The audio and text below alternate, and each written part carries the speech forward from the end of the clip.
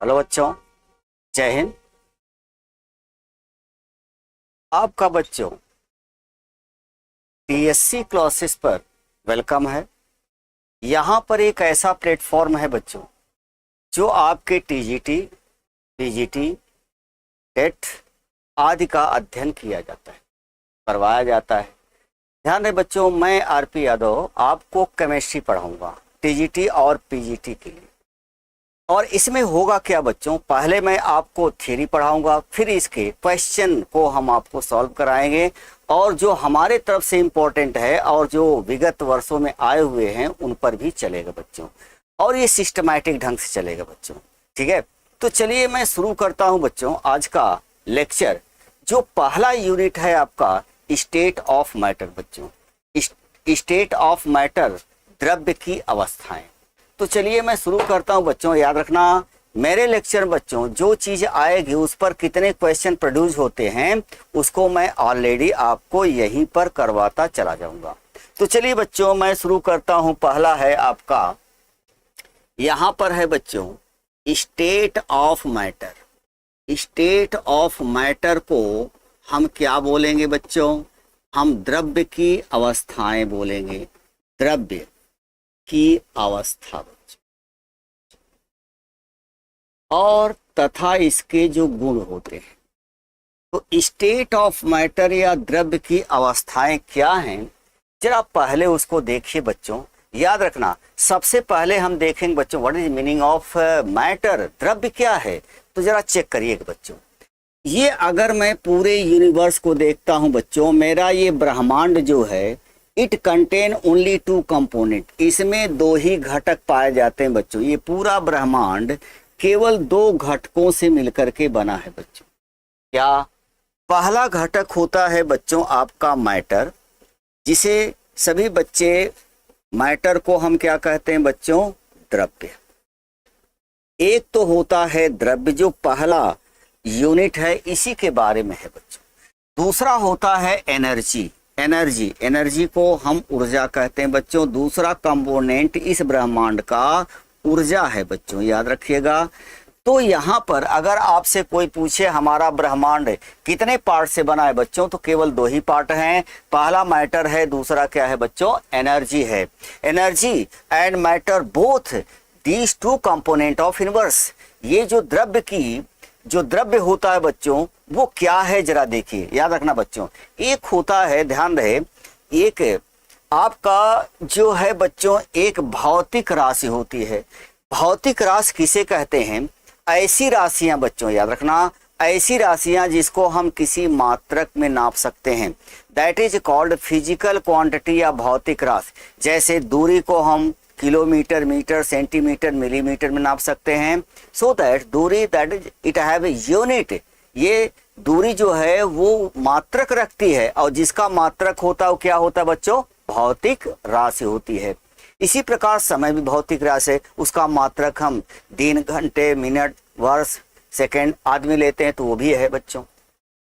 अब सवाल यह है कि द्रव्य वो है बच्चों, द्रव्य ब्रह्मांड का ऐसा घटक होता है जिसमें 2 भौतिक राशियों का होना जरूरी होता है। कौन कौन सा? पहला भौतिक राशि होती है बच्चों मास। मास, द्रव्यमान जिसे कहते हैं, इसे कहते हैं बच्चों द्रव्यमान। तो सभी बच्चे जानते हैं द्रव्यमान एक भौतिक राशि है। क्यों? द्रव्यमान को हम ग्राम, किलोग्राम, मिलीग्राम आप नाप सकते हो। इस प्रकार से हम कह सकते हैं बच्चों मास एक भौतिक राशि है। तो अगर हम द्रव्य को देखते हैं, मैटर को बच्चों, तो इसमें द्रव्यमान जरूर होगा। और दूसरा इसका भौतिक राशि है बच्चों वॉल्यूम, आयतन। तो जो वॉल्यूम होता है या आयतन होता है बच्चों, तो जो आयतन रखता है और द्रव्यमान रखता है वही क्या है बच्चों? मैटर। इस ब्रह्मांड में जितने भी चीजें बच्चे लोग देखते रहते हैं, चाहे हम हैं, चाहे आप हैं, कोई भी, एनीथिंग, सब मैटर हैं बच्चों। ध्यान रहे, any matter always occupy space according to their volume. कोई भी द्रव्य होता है बच्चों अपने आयतन के बराबर जो है वो स्थान घेर लेता है। जैसे ये पेन है, तो जहां पर मैं रख दूंगा तो इसका जितना वॉल्यूम होगा बच्चों स्पेस को सराउंड कर लेता है। आई बात समझ में? तो अगर आपसे पूछा जाए कि मैटर क्या है, तो आप कहेंगे ब्रह्मांड का वो घटक जिसमें द्रव्यमान और आयतन दोनों पाया जाता है, क्या कहलाता है बच्चों? द्रव्य कहलाता है। अब यहाँ पर एग्जाम्पल में बच्चों कोई भी चीज ले सकते हैं। एग्जाम्पल के लिए एनीथिंग बच्चों, कोई भी चीज ले सकते हो। ध्यान रहे बच्चों, एनीथिंग का मतलब कोई भी चीज यहाँ पर है, ठीक है, जिसमें बच्चों आयतन और द्रव्यमान दोनों होता है। क्वेश्चन आता है which of the following is matter, निम्नलिखित में से कौन सा द्रव्य है या कौन सा द्रव्य नहीं है, ये भी तो आता है। तो चलिए बच्चों ऊर्जा के बारे में थोड़ा सा हम देखते हैं। ऊर्जा क्या है? ब्रह्मांड का बच्चों ऐसा घटक होता है जिसमें, ध्यान रखना, मास नहीं होता, द्रव्यमान बच्चों इसमें पाया ही नहीं जाता, आयतन भी नहीं पाया जाता, वॉल्यूम भी नहीं होता, लेकिन इसमें बच्चों कार्य करने की क्षमता होती है। कार्य करने की इसमें क्षमता होती है बच्चों। कहने का मतलब क्या निकला कि इसमें न तो द्रव्यमान पाया जाता है और न ही आयतन पाया जाता है, लेकिन बच्चों इससे मैं कार्य लेता हूं। ठीक है, जैसे आपका लाइट है बच्चों, प्रकाश आपने पढ़ा होगा, हीट पढ़ा है बच्चों, ऊष्मा, हीट, ठीक है। तो लाइट, हीट, करंट है बच्चों, विद्युत धारा जिसे बच्चे लोग कहते हैं। तो प्रकाश, ऊष्मा, विद्युत धारा, ये सब बच्चों ऊर्जा के एक रूप होते हैं। आई बात सबके समझ में? तो लेकिन इसमें द्रव्यमान और आयतन नहीं होता। तो अगर आपको पिक करने के लिए दिया जाए which of the following is matter, उसमें दिया रहेगा बच्चों या मैटर नहीं है, तो इसमें से जो ऊर्जा का रूप जो होगा बच्चों वो अभी मैटर नहीं है। तो इस प्रकार से आपने देखा कि इनवर्स में दो ही कंपोनेंट हैं बच्चों, मैटर और ऊर्जा। अब इसके बारे में मैं धीरे धीरे आगे बढ़ूंगा बच्चों। आज पहला पीरियड, पहला आपका लेक्चर है, इसलिए बेसिक लेक्चर होगा बच्चों। इसलिए जैसे हम आपको जो चीज इसमें पढ़ाई जाएगी उसका दर्शन करवा देते हैं, इसके बाद हम एक एक टॉपिक पर आते हैं बच्चों। तो चलिए मैं आपको दिखाता हूं बच्चों कि आखिर द्रव्य, द्रव्य क्या है बच्चों, जिसमें मास और द्रव्यमान दोनों पाया जाता है। क्वेश्चन आता, अभी तक जो आपने पढ़ा बच्चों, इस पर कितने क्वेश्चन बन सकते हैं, जरा चेक करिएगा। ऑब्जेक्टिव कितने क्वेश्चन बन सकते हैं?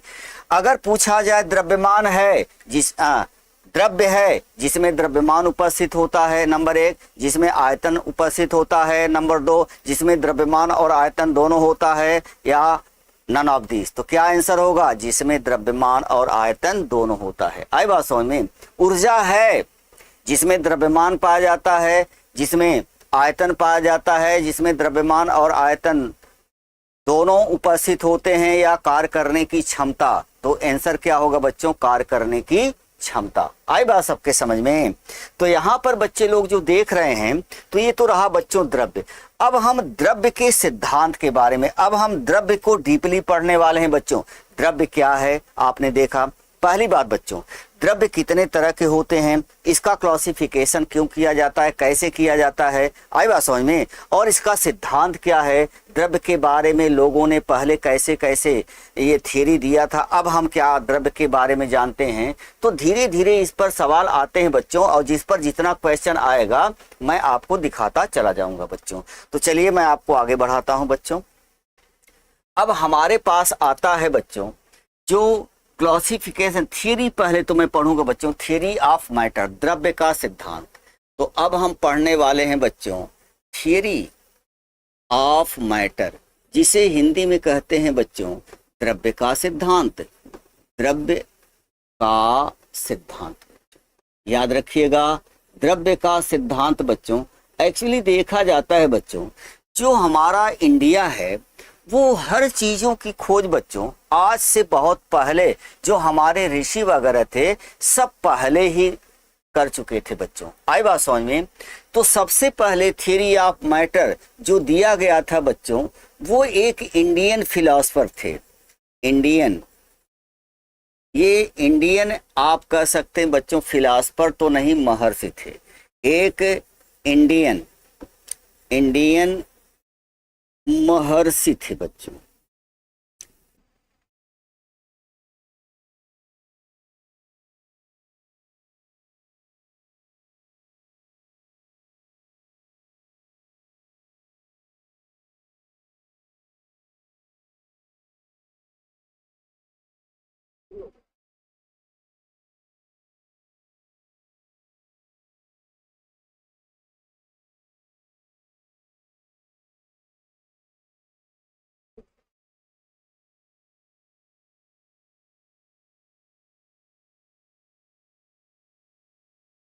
हो गया।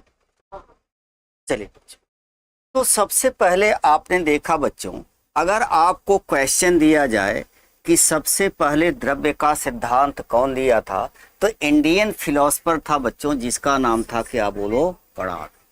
ठीक है। और यहाँ पर अगर आप देखिए बच्चों, तो जो कणाद थे उन्होंने क्या बताया था, जितने भी मैटर होते हैं बच्चों, जिसे आप द्रव्य कहते हैं, अगर इसको तोड़ा जाए, ध्यान देखना, चूंकि ये ऋषि थे बच्चों, जो पहले हमारे जमाने में संस्कृत चलती थी, हिंदी नहीं थी बच्चों। तो यहाँ पर क्या था, जब इन्होंने इसको तोड़ा बच्चों, इसको डिसोसिएट किया, डिसोसिएट का मतलब होता है बच्चों तोड़ना।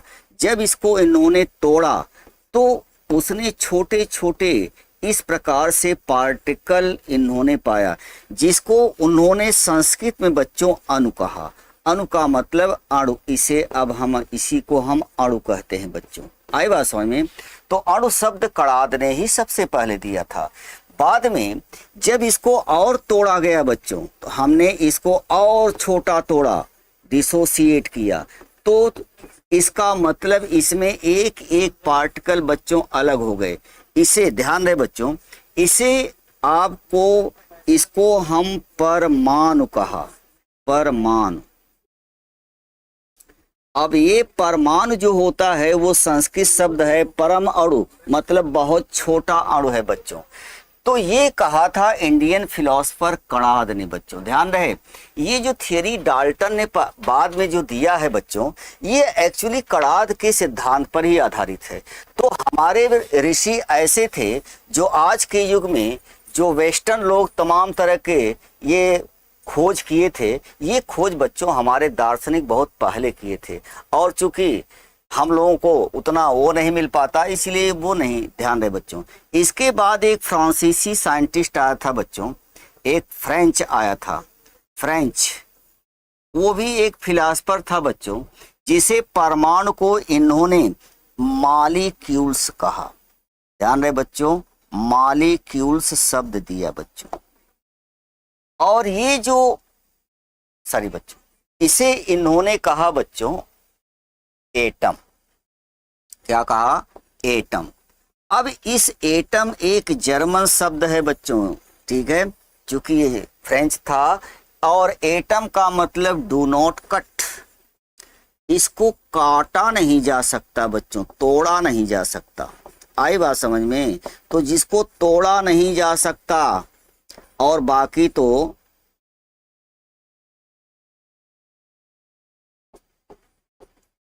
जा सकता, ठीक है। तो इसका मतलब कि एटम शब्द कौन दिया था बच्चों? एक फ्रेंच साइंटिस्ट था जिसका नाम था डोमोक्रिस्ट। डोमोक्रिस्ट एक फ्रांसीसी दार्शनिक था, इसने उस परमाणु को एटम शब्द दिया बच्चों, और उस एटम का मतलब होता है डू नॉट कट, जिसे काटा नहीं जा सकता या तोड़ा नहीं जा सकता बच्चों। और इसी को हम कहते हैं बच्चों परमाणु। अर्थात अगर मैं आपसे पूछूं परमाणु क्या है, तो आप कहेंगे द्रव्य का सबसे सूक्ष्मतम कण है, जिसको कट काफ या तोड़ा नहीं जा सकता, क्या कहलाता है? परमाणु। परमाणु का संस्कृत शब्द है बच्चों परम अणु, बहुत छोटा अणु, ठीक है। इसी को बाद में डोमोक्रिस्ट ने एटम की संज्ञा दी बच्चों। आई बात समझ में। तो यहाँ पर इन्होंने देखा बच्चों, और इसी को आगे बढ़ाया जॉर्ज नॉर्टन ने, जिसे डाल्टन का परमाणुवाद कहते हैं। याद रखना बच्चों, इस डाल्टन के परमाणुवाद में इसी में अणु क्या होते हैं, परमाणु क्या होते हैं, उसका प्रॉपर्टी दे करके उन्होंने अपना सिद्धांत ठीक कर लिया। वो भी फ्रांस का ही था बच्चों। तो अब हम पढ़ेंगे बच्चों। तो ये तो आपने देखा कि सबसे पहले क्वेश्चन अगर आए बच्चों, याद रखना, जब क्वेश्चन आए कि सबसे पहले द्रव्य का सिद्धांत दिया था, अगर आपके पास कणाद है और डाल्टन है तो आंसर आप कणाद को डालिएगा। अगर क्वेश्चन आ जाए सबसे पहले परमाणुवाद दिया था और कणाद अनुपस्थित हैं तो डाल्टन को टिक करिएगा। अगर दोनों हैं तो ध्यान रहे बच्चों, कणाद को मत भूलिएगा, that is A correct answer, ठीक है। तो चलिए बच्चों, मैं आपको दिखाता हूं डाल्टन का परमाणुवाद आखिर था क्या। चलिए, अब हम जब यहीं से बच्चों आपकी थ्योरी एक्चुअली शुरू होती है, डाल्टन्स का परमाणुवाद, डाल्टन एटॉमिक थ्योरी बच्चों, डाल्टन्स एटॉमिक थ्योरी, हिंदी में इसे कहेंगे बच्चों डाल्टन का परमाणुवाद, डाल्टन एटॉमिक थ्योरी बच्चों, इसे हिंदी में कहेंगे डाल्टन का परमाणुवाद, परमाणुवाद। अब ये क्या चीज है, ये कोई नई चीज नहीं है बच्चों, ये जो हमारे महर्षि कणाद ने दिया था उसी के आगे इन्होंने बढ़ा दिया और कुछ भी नहीं है बच्चों। तो डाल्टन का परमाणुवाद क्या है जरा देखिए बच्चों, ध्यान से देखिएगा, और यहीं से क्वेश्चन बनना शुरू हो जाते हैं बच्चों। जिस टॉपिक पर जो भी क्वेश्चन पूछा जाएगा बच्चों, मैं आपको यहीं पर आपको कितने क्वेश्चन इससे बन सकते हैं, मैं यहीं पर आपको एक्सरसाइज भी करा दूंगा, इसके बाद क्वेश्चन पेपर होंगे बच्चों। चलिए मैं आपको दिखाता हूं, यहाँ पर इन्होंने पहले बच्चों एक मैटर या द्रव्य लिया। सभी बच्चे जानते हैं द्रव्य या मैटर वो है जिसमें द्रव्यमान और आयतन पाया जाता है, और ये छोटे छोटे कणों से मिलकर बना होता है। अभी आपने देखा, कणाद ने सबसे पहले बता दिया था बच्चों। ये आपका है बच्चों मैटर, क्या है, मैटर, द्रव्य है। अब जब इन्होंने वही काम किया है बच्चों, जब इन्होंने इसको डिसोसिएट किया, डिसोसिएट का मतलब क्या होता है बच्चों, तोड़ना, भी मैंने आपको बताया। तो ये छोटे छोटे पार्टिकल में टूटता है बच्चों, जिसमें एक में 2 या 3 मिले होते हैं। इसे कहा गया, अभी आपने देखा बच्चों, इसे मॉलिक्यूल्स कहा गया। क्या कहा गया, मॉलिक्यूल, जिसे हम हिंदी में कहते हैं बच्चों अणु, ठीक है। और ये है आपका द्रव्य। और जब इसको भी तोड़ा गया तो एक छोटे छोटे पार्टिकल निकले बच्चों, जिसको पुनः तोड़ा नहीं जा सकता था। इसे कहा गया बच्चों एटम।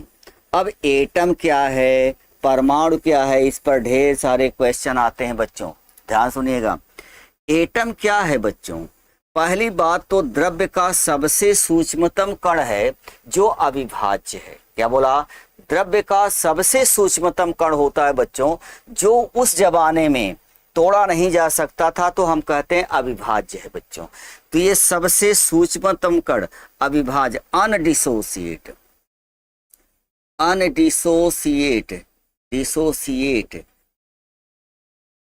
स्मॉलेस्ट पार्टिकल होता है बच्चों, स्मॉलेस्ट पार्टिकल्स होते हैं बच्चों, याद रखना, पार्टिकल द्रव्यमान के, ठीक है। इसका मतलब क्या हुआ बच्चों, ये द्रव्य का सबसे सूक्ष्म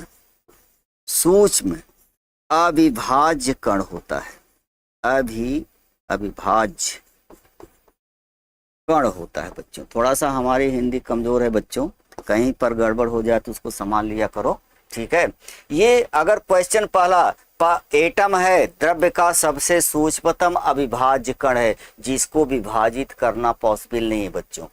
दूसरी क्या है, ध्यान रहे बच्चों, जितने भी एटम होते हैं, अक्रिय गैसों को छोड़ दिया जाए तो ये कभी भी मुक्त अवस्था में नहीं पाए जाते। अर्थात ये बच्चों प्रकृति में जो है ये मुक्त अवस्था में नहीं पाए जाते, अवस्था में नहीं पाए जाते बच्चों, नहीं पाए जाते।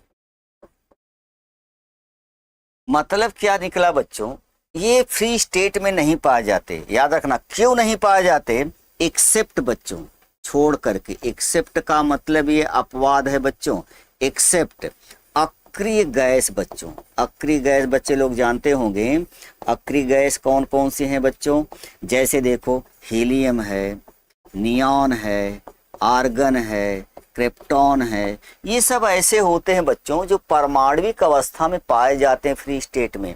अदरवाइज ध्यान रहे बच्चों, मैं आपको चलो दिखाता हूँ।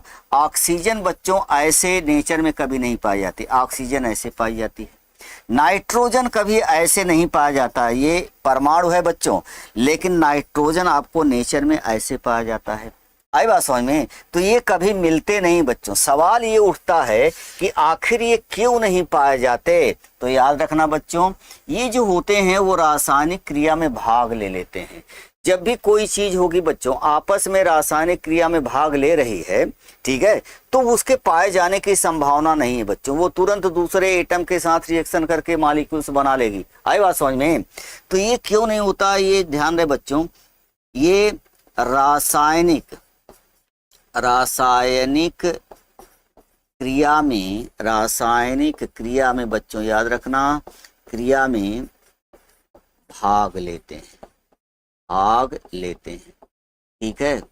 तो इसका मतलब क्या निकला बच्चों, क्वेश्चन एटम पर कितना बढ़ेगा, एटम द्रव्य का सबसे क्या है बच्चों, सूक्ष्म अविभाज्य कण है, मतलब इसे कट ऑफ या काटा नहीं जा सकता। दूसरी बात, ये मुक्त अवस्था में नहीं पाया जाता। क्यों नहीं पाया जाता? क्योंकि रासायनिक क्रिया में भाग लेता है। क्वेश्चन आता है बच्चों, रासायनिक क्रिया में भाग लेता है अणु परमाणु दोनों या दोनों नहीं, तो आंसर क्या होगा, एटम या परमाणु। इसे क्या कहते हैं बच्चों, परमाणु, इसे कहा जाता है परमाणु, ठीक है। एटम को क्या कहा जाता है बच्चों, परमाणु, और इसको कहा जाता है अणु, ठीक है।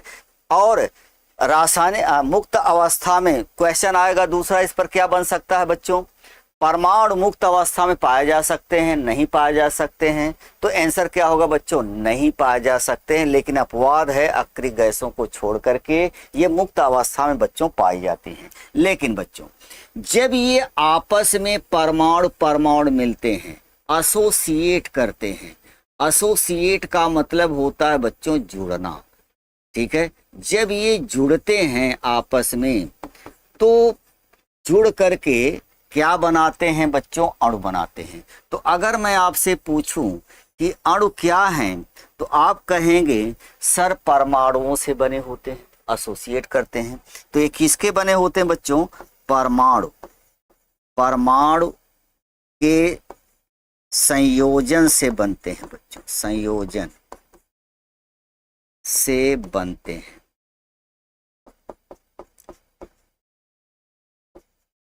दूसरी बात है बच्चों याद रखना, जब ये आपस में रिएक्शन कर लेते हैं बच्चों तो स्टेबल हो जाते हैं और प्रकृति में मुक्त अवस्था में पाए जाते हैं। तो ये बच्चों ध्यान रहे, मुक्त अवस्था में बच्चों, ये मुक्त अवस्था में पाए जाते हैं बच्चों, मुक्त अवस्था में पाए जाते हैं। क्वेश्चन आता है बच्चों, प्रकृति में मुक्त अवस्था में पाया जाता है अणु परमाणु दोनों या दोनों नहीं, तो आंसर क्या होगा बच्चों, अणु पाए जाते हैं, परमाणु नहीं पाए जाते। याद रखना बच्चों, जब ये पाए जाएंगे तो मुक्त अवस्था में, तो इसका मतलब है किसी से रिएक्शन नहीं करते होंगे बच्चों, ठीक है। ये अभिक्रिया में भाग नहीं लेते बच्चों, अभिक्रिया में भाग नहीं लेते।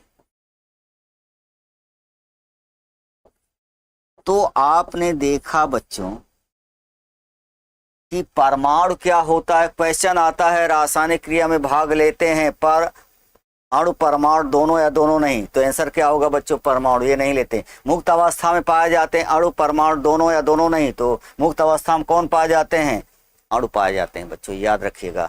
तो यहां पर आपने देखा बच्चों, डाल्टन ने पहला इसने बताया था, इसका पहला पॉइंट है बच्चों कि जब हम द्रव्य का सबसे सूक्ष्मतम अविभाज्य कण क्या होता है, परमाणु होता है। परमाणु की विशेषता क्या होती है, ये बच्चों रासायनिक क्रिया में भाग लेता है और मुक्त अवस्था में नहीं पाया जाता अक्रिय गैसों को छोड़कर। और दूसरी बात है, जब ये परमाणु आपस में एक निश्चित अनुपात मिलते हैं तो क्या बनता है बच्चों, अणु। तो अणु क्या होते हैं, जो परमाणुओं के निश्चित अनुपात के समायोजन से बनते हैं, पहली बात। और मुक्त अवस्था में पाए जाते हैं, क्यों पाए जाते हैं, चूंकि रासायनिक क्रिया में भाग नहीं लेते बच्चों, याद रखिएगा। आई बात समझ में। तो यहाँ पर आपने डाल्टन के परमाणुवाद का पहला पॉइंट पढ़ा बच्चों, ठीक है, और पहला पॉइंट आपके सामने है। अब दूसरा पॉइंट जरा चेक करो बच्चों। दूसरा पॉइंट डाल्टन का परमाणुवाद ये कहता है बच्चों, एक ही द्रव्य के अणु या परमाणु गुणों में समान होते हैं। अगर मैं आपसे कहूं ये पेन है बच्चों, तो आपको एक जैसा सभी जगह दिखाई दे रही है। आई बात समझ में? इसका मतलब जिसके द्वारा, चाहे अणु ले लो चाहे परमाणु ले लो, तो जो जिसके द्वारा ये बना है बच्चों, ठीक है, उनका प्रॉपर्टी एक जैसी है। तो एक ही द्रव्य के अणु या परमाणु गुणों में समान होते हैं बच्चों, लेकिन अलग अलग अगर हम द्रव्य को लें तो उनके परमाणु और उनके परमाणु या अणु गुणों में बिल्कुल भिन्न होंगे। इसीलिए अनेक प्रकार के हमें द्रव्य प्रकृति में पाए जाते हैं बच्चों। तो एक ही द्रव्य के बच्चों, द्रव्य के अणु या परमाणु बच्चों, परमाणु गुणों में समान होते हैं, गुणों में समान होते हैं बच्चों, समान होते हैं। यहां गुणों में समान होने का मतलब क्या निकला बच्चों? सबका मास, द्रव्यमान कणों का जिसके द्वारा वो बना है, और इसका आयतन बच्चों, वॉल्यूम, ठीक है, वो हर समय सेम होता है। अब आप कल्पना करिए कि आपके पास ढेर सारी गोलियां हैं, एक कई द्रव्यमान की है, एक कई वॉल्यूम की है। तो इसका मतलब क्या निकला बच्चों? एक ही ये इनके गुण आपस में समान होते हैं, लेकिन अलग अलग द्रव्य के अणु या परमाणु गुणों में क्या होते हैं बच्चों? भिन्न होते हैं। तो ए particular matter have similar property, A particular matter have similar property in atom और मॉलिक्यूल्स। किसी भी एक ही द्रव्य के अणु या परमाणु गुणों में क्या होते हैं बच्चों? समान होते हैं। आई बात समझ में? इसका मतलब क्या निकला कि अगर हम यहाँ पर देखते हैं बच्चों, यहाँ पर अगर आप देखिए तो चाहे अणु ले लो चाहे परमाणु ले लो बच्चों, ये इनका जो साइज होता है, आकार बच्चों, और जो मास होता है, द्रव्यमान, वो आपको सेम लगेगा। इसका मतलब कि जिसके द्वारा ये बने हैं वो उनके अणु या परमाणु गुणों में क्या है? मान लेते हैं बच्चों, एक मैटर आपके पास है, कोई भी द्रव्य ए है, और अगर मैं इसके बगल में कोई दूसरा द्रव्य रख दूं, ये मान लेते हैं बच्चों दूसरा द्रव्य मैटर आपका बी है, ठीक है। अब इसमें देखो, इसके एटम या परमाणु जिसके द्वारा बना है, ये गुणों में तो सेम है लेकिन ए से भिन्न है बच्चों। आई बात समझ में? तो इनमें और इनमें क्या पाई जाती है बच्चों? भिन्नता पाई जाती है, भिन्नता।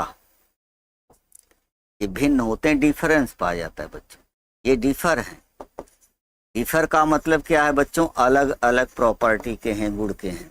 लेकिन अगर इनको खास एको देखो तो इनके द्रव्य के अणु या परमाणु एक ही द्रव्य के अणु या परमाणु गुणों में समान है, एक ही द्रव्य के अणु या परमाणु गुणों में समान है, लेकिन अलग अलग द्रव्य के अणु या परमाणु गुणों में क्या है बच्चों? भिन्न होते हैं। चेक कर लीजिएगा, ये इनका दूसरा पॉइंट था बच्चों। और यही कारण है बच्चों कि हमारे ब्रह्मांड में तमाम तरह के द्रव्य पाए जाते हैं। तो चलिए मैं आपको दिखाता हूं इसका तीसरा पॉइंट क्या था बच्चों। तीसरे पॉइंट पर चले आइए। इनका कहना था बच्चों द्रव्य अविनाशी है, मतलब द्रव्य का विनाश संभव नहीं होता। लेकिन बच्चों एक द्रव्य को हम दूसरे द्रव्य में हम बदल सकते हैं, ठीक है, लेकिन इसका विनाश नहीं होता। बदलें कैसे? रासायनिक अपक्रिया द्वारा। कैसे बदलेंगे? रासायनिक अपक्रिया द्वारा। जैसे हाइड्रोजन एक द्रव्य है बच्चों, ऑक्सीजन दूसरी द्रव्य है, जब ये आपस में अपक्रिया करती हैं तो जल बनता है, वो तीसरे प्रकार का द्रव्य हो जाता है। आई बात समझ में? लेकिन जब हाइड्रोजन और ऑक्सीजन के द्रव्यमान को देखते हैं टोटल, और बने हुए पानी का द्रव्यमान को देखते हैं, तो हम पाते हैं दोनों सेम है। अगर बच्चों द्रव्य का बन गया होता तो जल का भार अधिक होता, और द्रव्य का विनाश हो गया होता है तो उसका भार कम हो जाता। आई बात समझ में? तो इसने क्या कहा था बच्चों? द्रव्य अविनाशी है, ठीक है, मतलब जो मैटर होता है बच्चों, मैटर द्रव्य कैन नॉट क्रिएट, इसे बच्चों matter can not be create का मतलब इसे उत्पन्न नहीं किया जा सकता।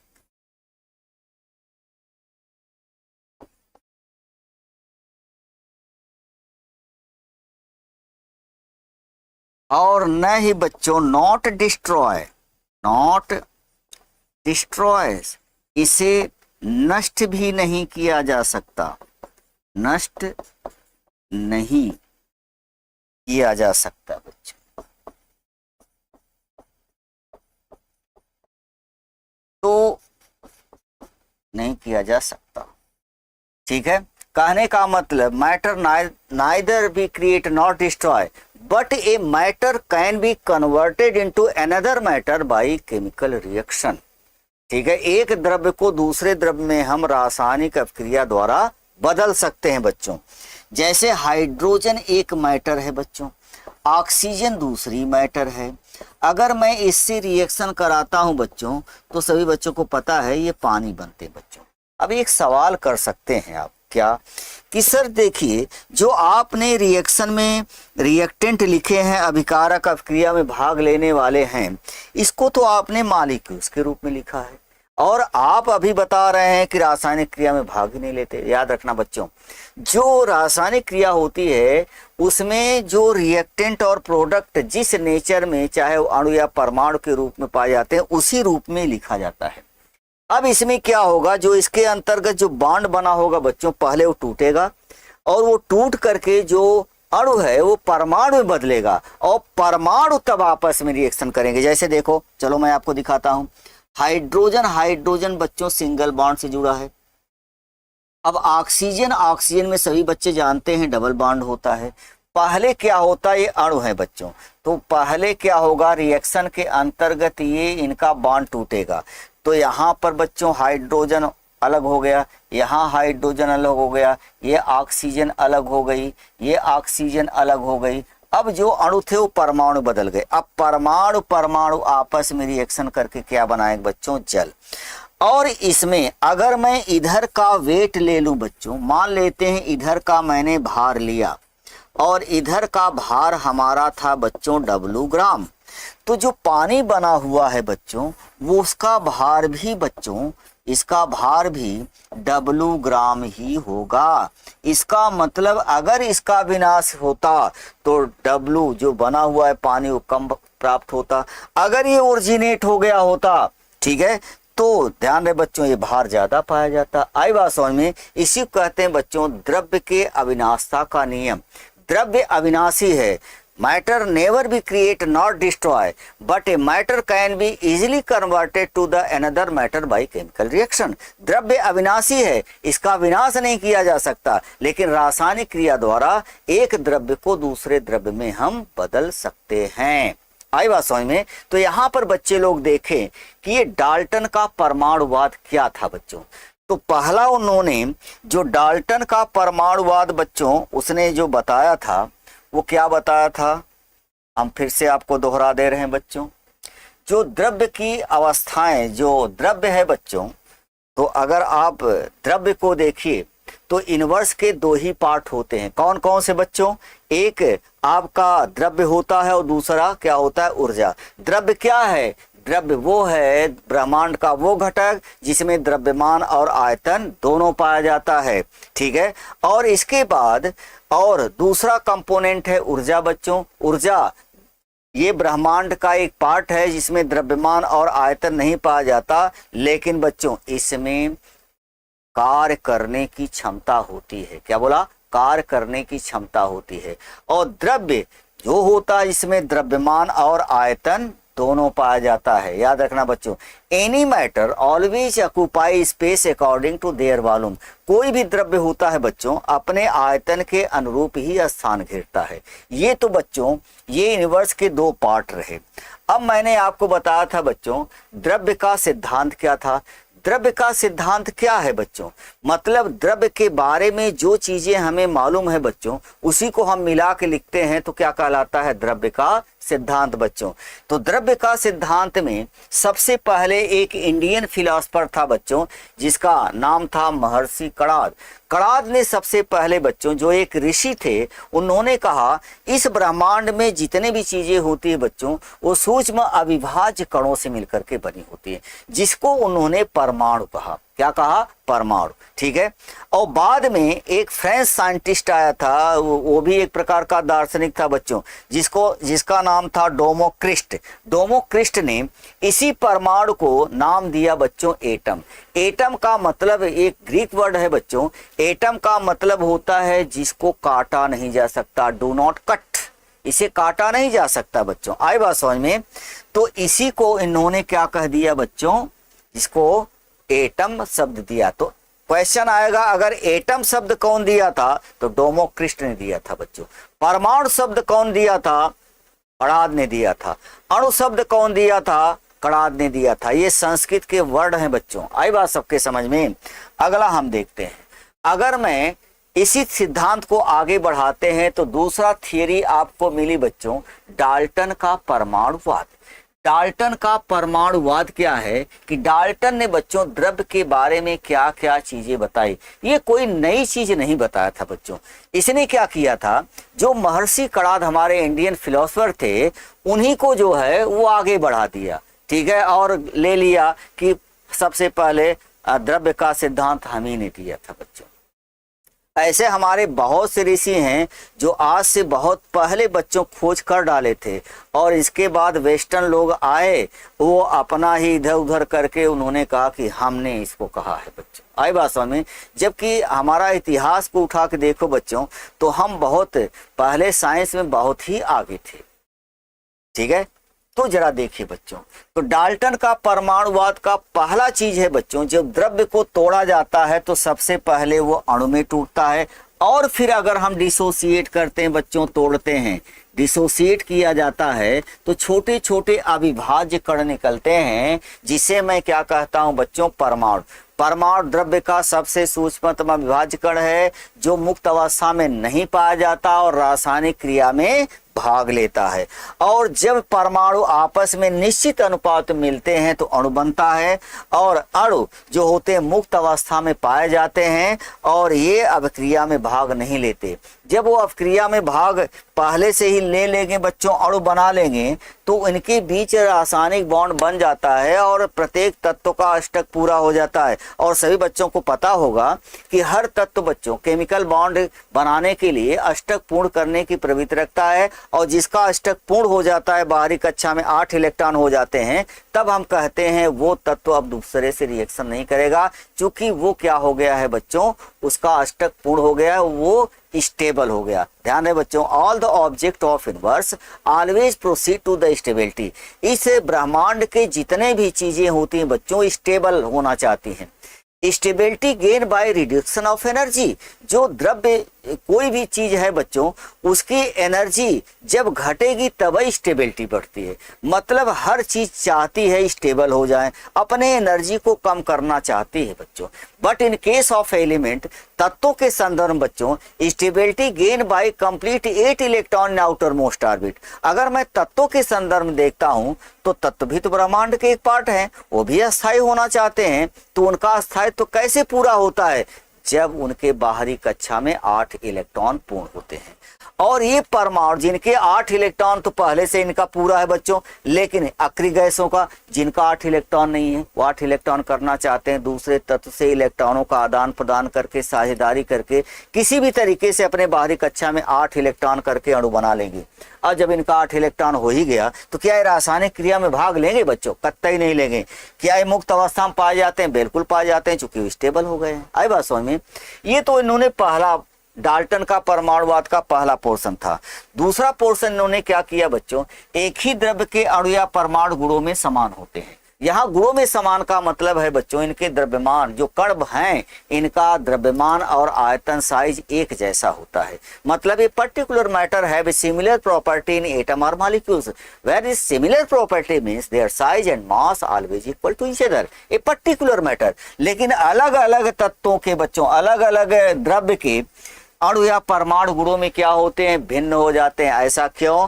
क्योंकि इनकी साइज द्रव्यमान अलग है, इनका साइज द्रव्यमान अलग है, लेकिन इनमें जितने भी पर्टिकुलर मैटर उनका गुण बच्चों एक जैसा होगा।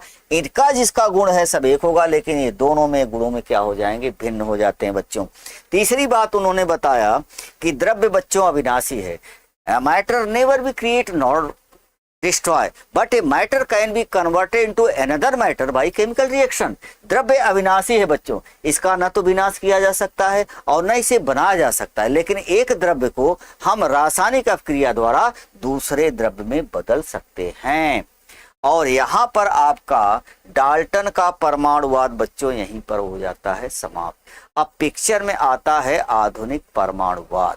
ठीक है, तो आज मैंने जितना पढ़ा है बच्चों उतना हमने आपको पूरा कर दिया। आज पहला लेक्चर था बच्चों, थोड़ा सा मेरा लेक्चर तेज चलता है और साथ ही साथ मैं ओरल क्वेश्चन भी कराता रहता हूं बच्चों, जो चीज़ पूछे गए हैं। जब ये चीज़ ख़त्म हो जाती है तो साथ साथ बच्चों मैं आपके क्वेश्चन पेपर भी यहीं पर कराता चला जाऊंगा। जो चीज़ मैं पढ़ाऊँगा उसका तुरंत क्वेश्चन आपके सामने होगा, जैसे बच्चे लोग उसका प्रैक्टिस तुरंत कर लें। आई बात समझ में? और ध्यान है बच्चों, अगर आपको निश्चित रूप से सफलता प्राप्त करनी है, याद रखना आजकल का पेपर देख रहे हो बच्चों, आसान मत समझिएगा। बहुत ही टिपिकल क्वेश्चन आजकल पूछे जाए, सीटेट वगैरह का पेपर देख ही रहे बच्चों। हाँ, ये 100 पेज के पूछे जा रहे हैं। एलटी ग्रेड का देखे हो, पीसीएस ग्रेड का पूछा जा रहा है, तो वो तो सिलेबस के अनुसार अगर पढ़ोगे कि हम इतने पढ़ेंगे तब वहां पर आप मार्क खा जाओगे बच्चों। याद रखिएगा, आज के ज़माने के क्वेश्चन पेपर को देखते हुए आपको अलर्ट मूड में बैठना है। कहीं से भी क्वेश्चन आपके स्तर तक पूछा जा सकता है, याद रखिएगा। ठीक है, अब आप ये कभी नहीं कह सकते कि सर हमारे सिलेबस में था ही नहीं। अब वो दे दिया द्रव्य का सिद्धांत, द्रव्य के सिद्धांत बहुत है बच्चों, उसके अंदर घुस गया। हाँ, अब आपको बच्चों को डाल्टन का परमाणुवाद बताया गया था और वहां पर पूछ दिया महर्ष के बारे में। और दूसरी बात, और आगे बढ़ो बच्चों, ऐसी बहुत सी चीजें हैं जो कि टीचर उसको बताता ही नहीं और क्वेश्चन में भरे पड़े रहते हैं। आई बात समझ में? आजकल के जो क्वेश्चन पेपर बन रहे हैं उनका स्टैंडर्ड बहुत हाई है बच्चों, याद रखना। अपने आप देख रहे हो, आप खुद ही इसका गेस करो बच्चों, आपकी स्थिति क्या है और स्टैंडर्ड स्थिति क्या है। अभी एलटी ग्रेड का आपने देखा था कि उसमें 1300-1350 सीट थी बच्चों, और उसमें केवल निकल पाए 300 कुछ बच्चे। मतलब 40% जो मार्क्स था आपका मिनिमम, उसमें से बच्चों, इतने बच्चों में से हैं केवल 300 कुछ बच्चे ही उस मार्क को ऑब्टेन कर पाए और पेपर वो कर ही नहीं पाए। इसका मतलब उनकी तैयारी कैसी होगी वो खुद ही जानते हैं कि पेपर का रहस्य क्या था, कैसा पेपर था और हमारी तैयारी कैसे हुई। तो आप जो देने जा रहे हो पेपर बच्चों, तो आपको बिल्कुल अलर्ट मूड में रहना चाहिए कि आजकल कल का पेपर कैसे आ रहा है। ठीक है, और हमें किस स्तर तक की तैयारी करनी है बच्चों। बस आज की मुलाकात बच्चों यहीं तक। जय हिंद।